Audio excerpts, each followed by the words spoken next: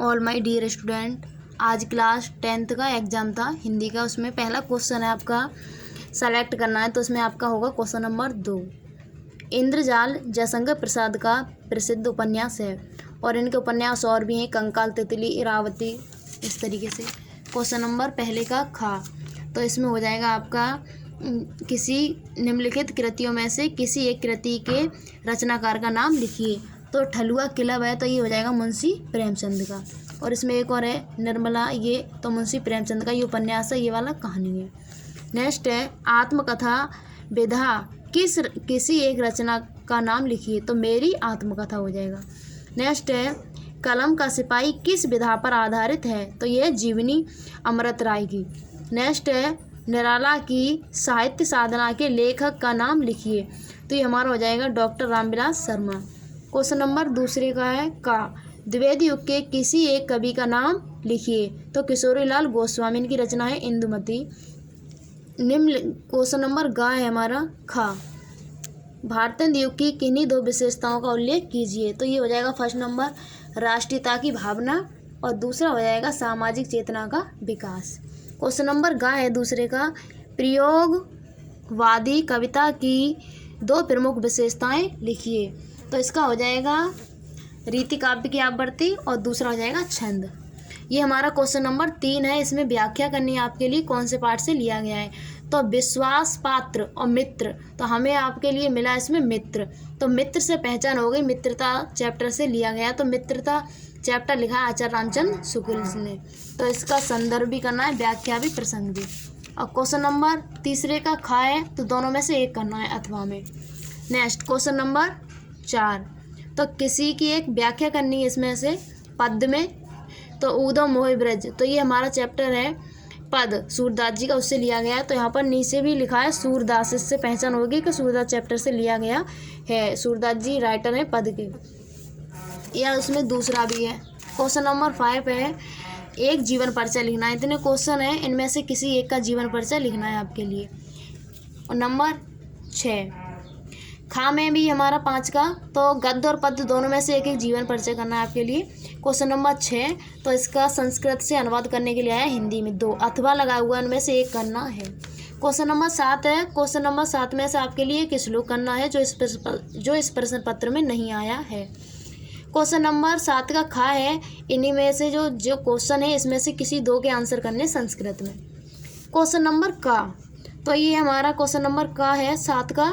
तो करुण रस अथवा हास रस की उदाहरण सहित परिभाषा। तो करुण रस उसे कहते हैं जिसमें किसी प्रिय वस्तु या प्रिय के नष्ट होने से हमारे मन में जो शोक उत्पन्न होता है, अर्थात जो दुख उत्पन्न होता है, उसे करुण रस कहते हैं। करुण रस का स्थायी भाव शोक होता है, और करुण रस का उदाहरण हो जाएगा मड़ खोए भुजंग सी, ये वाला। हास रस की परिभाषा जिसमें किसी की वेशभूषा, चेष्टा आदि को देखकर हमारे मन में जो हास उत्पन्न होता है उसे हास रस कहते हैं। जैसे बिंद के वासी तपोव्रतधारी, ये वाला हो जाएगा इसका बिंद के वासी उदासी तपोव्रतधारी, ये वाला। उपमा अथवा उत्प्रेक्षा अलंकार की परिभाषा, तो उत्प्रेक्षा जहाँ पर उपमेय उपमान की संभावना की जाती है वहाँ पर उत्प्रेक्षा अलंकार होता है। जैसे सोवा तोड़े पीत पटु श्याम, ये वाला इसका उदाहरण हो जाएगा। और उपमा अलंकार जहाँ किसी व्यक्ति या वस्तु के समान गुणधर्म के आधार पर तुलना की जाती है तो वहाँ पर होता है उपमा अलंकार। जैसे मुख मयंक सम मंजू मनोहर, यहाँ पर मुख की तुलना चंद्रमा से की जा रही है। सोटा अथवा रोला की परिभाषा करनी उदाहरण से, तो सोटा उसे कहते हैं दोहे का उल्टा होता है। इसके प्रथम और तृतीय चरण में 11-11 और द्वितीय और चतुर्थी चरण में 13-13 मात्राएं होती हैं। आगे नेक्स्ट है किन्हीं इनके वो बनाने आपके लिए मेल बनाना, इससे 2 शब्द जैसे आ से अनुभव, इस तरीके से अनुप्रयास, और आदि से अधिकार, अधिकतम, जे इस तरीके से। नेक्स्ट क्वेश्चन है खा, इसमें प्रत्यय बनाना है आपके लिए।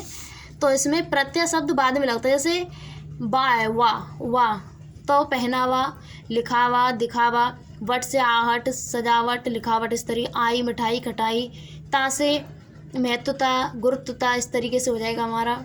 और त्वा, ये वाला है हमारा। नेक्स्ट है समास का नाम लिखना है यहाँ पर माता पिता। तो ये माता पिता योजक चिन्ह लगा हुआ हमारा, तो ये होता है हमारा द्वंद्व समास, और ये विलोम शब्द भी होता है, ऐसे भी पहचान लेंगे। तो माता और पिता हो जाएगा, इसका डैश की जगह पर और आ जाएगा। त्रिनेत्र है, त्रिनेत्र में हमारा संख्या दे रहा है, तो संख्या दी जाती तो वो हमारा द्विगु समास होता है हमारा। तो त्रिनेत्र हो जाएगा इसका। नर नारी, नर और नारी, ये हो जाएगा द्वंद्व समास। किन्हीं दो के तत्सम लिखने कान का कर्ण और हाथ का हस्त हो जाता है हमारा। वानर का बंदर। और दो दो शब्द पर्यायवाची लिखने चंद्रमा का शशिकांत और इंदु। और हमारा कामदेव का हो जाएगा मनोज, इच्छा, अभिलाषा। कपड़ा का वस्त्र, चीर। और इसका आकाश का नव गगन। और गंगा का हो जाएगा हमारा सुरसरता, सुर नदी, देव सरी। और इसमें हमारा इत्यादि में यड़ संधि है, प्रत्युत्तर में भी यड़ संधि है। और इसके विभक्ति और वचन लिखना है इधर संस्कृत में ये।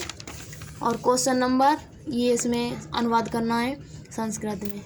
क्वेश्चन नंबर 11 है, इसमें निबंध लिखना है आपके लिए। बेटी बचाओ बेटी पढ़ाओ इस पर, या विज्ञान से लाभ, या विद्यार्थी जीवन में अनुशासन का महत्व। या दूसरा है क्वेश्चन नंबर 12। किसी क्वेश्चन नंबर 12 में तो आपके लिए इसमें कड़खंड काव्य से ही रिलेटेड है। यूपी बोर्ड में यही मान्य है हमारा। तो कड़खंड काव्य में किसका करना है, कड़खंड के आधार पर कुंती और का चरित्र चित्रण करना है, या कड़खंड के पंचम सर्ग की कथा लिखिए। ये था आपका हाई स्कूल का एग्ज़ाम। इस बार बहुत ही पेपर सरल आया है बच्चों के लिए।